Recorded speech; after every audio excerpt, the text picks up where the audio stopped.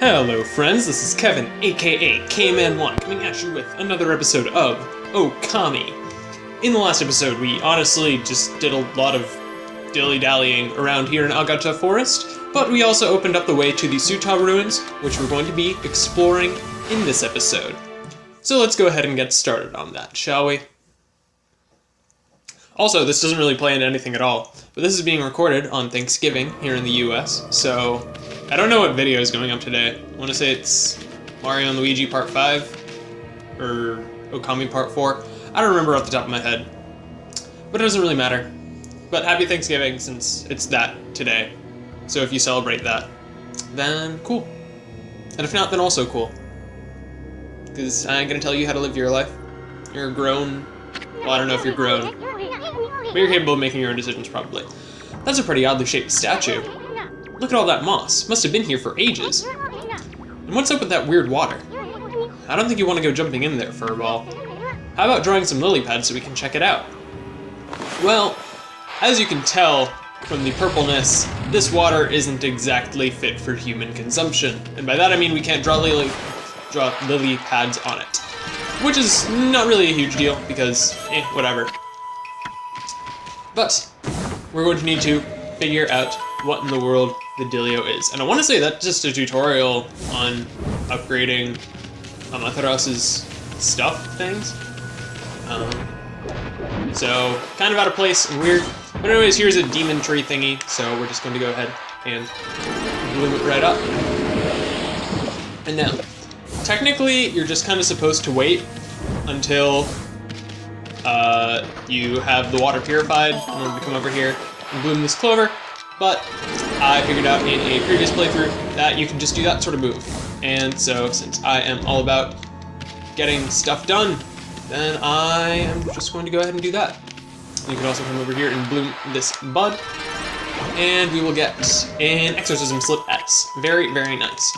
Exorcism Slips, I haven't shown their usefulness yet, but they're actually going to be really, really useful against an enemy we're going to be coming across in this area.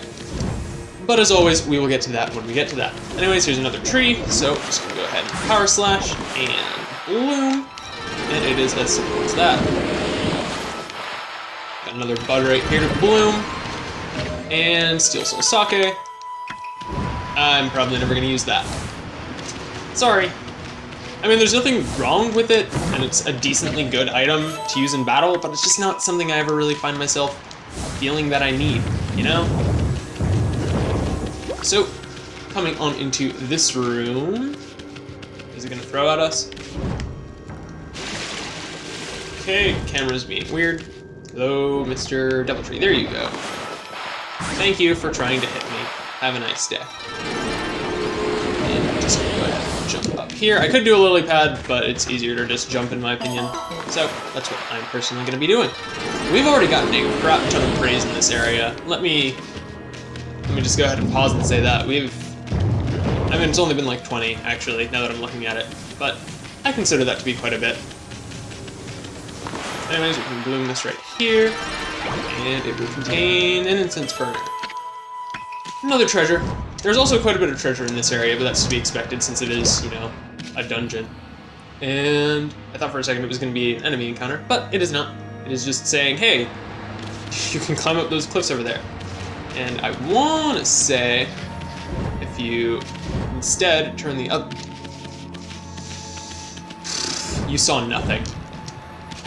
But as I was saying, if you instead turn in the other direction, and come over here, then there's going to be something. I can promise that much. And it's clover. Very, very nice. I haven't specifically said it yet, but I am not going to be considering every clover to be part of 100%, because as I've stated, the amount of praise available in the game is greater than what you need to fully upgrade Amaterasu. So, if I am missing clovers, then I'm gonna miss them, no big deal. It's not gonna keep me up at night, and if it keeps you up at night, then you probably need to resort your priorities first and foremost. But you feel free to do whatever it is that you do if you ever play this game. And over here, this is a jerk, and oh wait, no, actually it's not a jerk. It's not. I'm thinking of something else that is going to be a jerk. But this we can't. Once we get the steel sockets, we can't do anything about this ball quite yet, so there's nothing to do but head down over here, and it's the Bud. Look, just kidding. It's actually a new enemy called the Bud Ogre, I believe is its proper name, if memory serves. So, now that we are in a battle with it, I'm going to go ahead and show how to take it down. So first things first, you're basically just going to want to wail on it until it's going to flip away from you, and then you want to wail on it a little bit. Excuse me. And then once it falls down, then it'll have that circle around it to tell us that we can use bloom on it. And we're going to want to do that right away. And then its floral finisher is going to be blue. And I want to... Okay, no, it just drops one Demon Fang. I wanted to say this was the first one that'll drop two, but I was mistaken, unfortunately. But those guys are actually really, really simple to take down, even though I had a heck of a time taking them down in my first playthrough of this game. But it's partly because I was bad. In fact, pretty much entirely because I was bad. But enough about my lack of skill in this game. Let's go ahead and push this ball down a hill and move on with my life. I guess something kind of interesting is this is actually being recorded far, far past anything else that I've done so far, because the first 8 episodes were recorded pretty much all at the same time.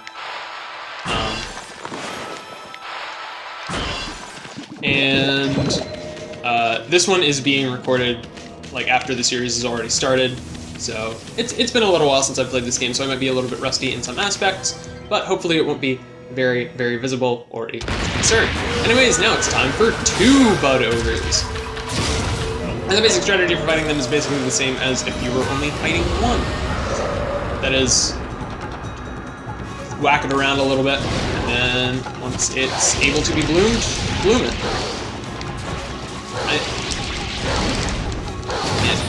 They can also fire fruits at you, and I want to say if you power slash those back, then they'll automatically be able to be bloomed. But I am not completely sure on that. Also, I'm pretty sure you can power slash the seed, I guess, for quite a bit of damage on them really quickly. And I was correct in that understanding. So, that is something you can take advantage of, and that I'm going to be taking advantage of again. So we'll go ahead and bloom it. Very, very nice. And we did well on time and damage. So, very, very cool, and the area is going to be restored. Hooray. And so, there are some mushrooms right there on a log, which will give us some praise, which is pretty nice. And what we're going to want to do, just going to check around real quick to make sure there's nothing else we can take care of. There is a sealed off room right here, so we're just going to power slash these and bloom up this bud. I want to say it'll just be a treasure and not like a stray bead or anything. It's a vengeance slip. Very, very cool. And so, what we're going to want to do is if we examine it, Easton's basically going to be like, hey, the sun. So, let's do that. And by do that, I mean use sunrise to make the sun appear. Because you know we can do that, being the sun goddess and all. So, we're going to jump up on these mushrooms. And I can never remember how I'm supposed to get over that clover. So, I'll take care of it later. Maybe. Probably not. I don't know. And I always feel like there's something in this area that's explodable besides this wall, but I'm always just not able to find anything. So, who knows, maybe I'm just terrible at this game. In fact, I am pretty not great. But that's besides the point. Gonna want to work our way through here. Is there anything we can take care of in here? Or is it just death below? Oh, no, it's just an earlier room below. And so, we're now in this giant room with a platform that spans all across the side of the area. And if that panoramic wasn't any indication, Well, Ami, wait a second. My nose has felt all itchy since these huge mushrooms back there. Achoo! Dang it. And Isun's sneeze was powerful enough to shake the entire foundations of the ruins. Yeah, definitely not good to be around him during allergy season. But the entire bridge basically will fall down, leaving us with not really much to work with. I'll explain that later, but basically what you need to understand is that that door is not going to be available to us. And apparently this is my first time eating a radish, so that's cool, I guess. Alright. The reason I am jumping down slowly instead of kind of all at once is one of these. Okay, I totally got that cherry bomb. Don't even try to tell me that I didn't. But anyways, one of these walls is going to be explodable, and it is that one. And if we bloom the bud behind it, we will get a stray bead. Very, very nice. One of 3 that we will be finding in the area. And so now I'm pretty much just going to want to go ahead and jump all the way down. And so now it's time to meet this guy. Gaha! I am Blockhead. I guard this place so that all shall pass. Wait. Make that none shall pass. Do you really think you can penetrate my airtight defense? Ha! Impossible. Nothing can harm this body of mine. Of course, there are those weak points of mine. A clean blow there would slay me in an instant. But I wouldn't be foolish enough to expose such a weakness. Now be on your way. None shall not pass. Well, what we're going to want to do here is tackle him. And then his weak points are going to appear on his body in a quick little flash cutscene event. What we're going to want to do is draw dots on those points. You don't want to connect them or anything, you just want to draw the dots. Huh? Were my weak points so obvious? I have failed. But let it be known, I died a warrior's death. And he wibbly wobbles, and the area is restored. In more ways than one. Because those logs appear to give us a nice bridge back up to the top. And also, there is a key of sorts for us. And when I say a key of sorts, what I really mean is, remember that thing up on the door at the top that I said I'd talk about in just a second? I'm pretty sure this is the first time we've come across a lock in this game. But locks in this game basically work that they're demons, and in order to unlock them, we get these exercising arrows. I'll meet you back at the top. Alright, so we get these exercising arrows and shove them straight into their eyes. Yeah, a little bit graphic, but on the whole, not that terrible. So now we're over in this room, and this is our introduction to blue demon scrolls. If we try to power slash them, it won't work. Fortunately, the P spell still works on them, so I'm still going to be able to ignore it fairly easily, but I think there might be an incentive to taking it down, so I think I'm going to go ahead and fight it and cut it out real quick. Alright, nope, it's basically just a battle that you can't power slash away. So, it was a big fat colossal waste of time for me, but I got some money out of it, so I guess you could call it worth in that regard. So what we're going to want to do now is, if we examine this area, then it'll remind us that rejuvenation is a thing.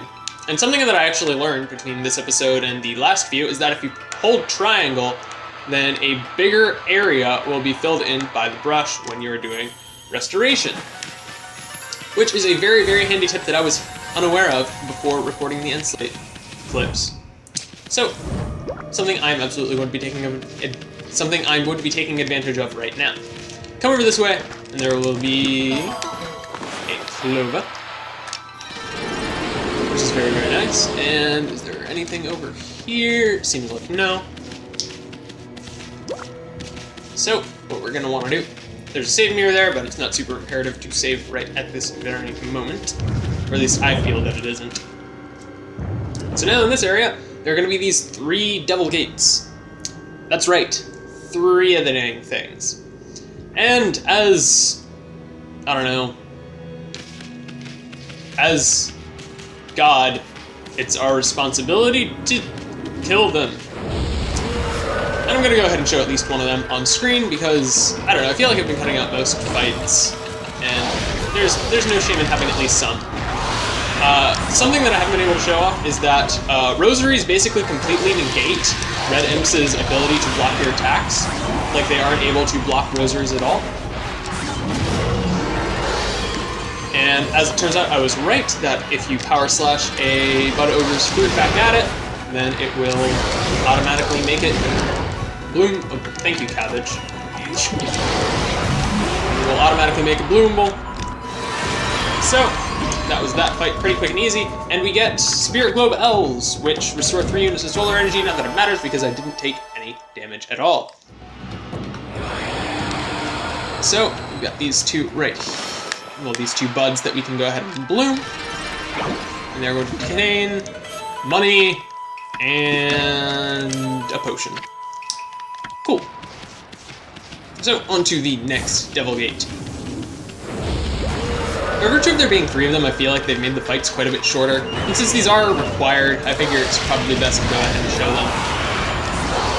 Something I haven't mentioned either is using rosaries can actually make it kind of difficult to get floral finishers some of the time because of the attack speed, and so it's very easy to accidentally get an extra hit that you didn't intend onto an enemy.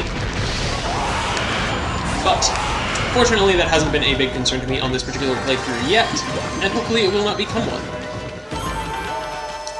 And as you can see, the power of an upgraded rosary is quite potent. And I am very glad that I took the time to be able to take advantage of this. So now onto the third and final Devil Gate. I called them Demon Gates before because I wasn't really paying attention to the canon name for them. But they are officially Devil Gates, so I am going to call them by their official names. So, just going to take down this dead fish right here. We're going to power slash it off the bat so that it takes a little bit more damage early on. And yeah, I'm just going to need to power slash it. I really want to show how to floral finish this guy, because it is power slash, but it's just I haven't really been in a position where I've been able to pull that off. So, another day possibly. Anyways, by defeating all 3 Devil Gates, we restore the area and find more mushrooms. And I think you can guess what it is that we need to do about these. Just look for the camera. Please, what are you doing with yourself? Just look for the sky and draw ourselves a nice sun.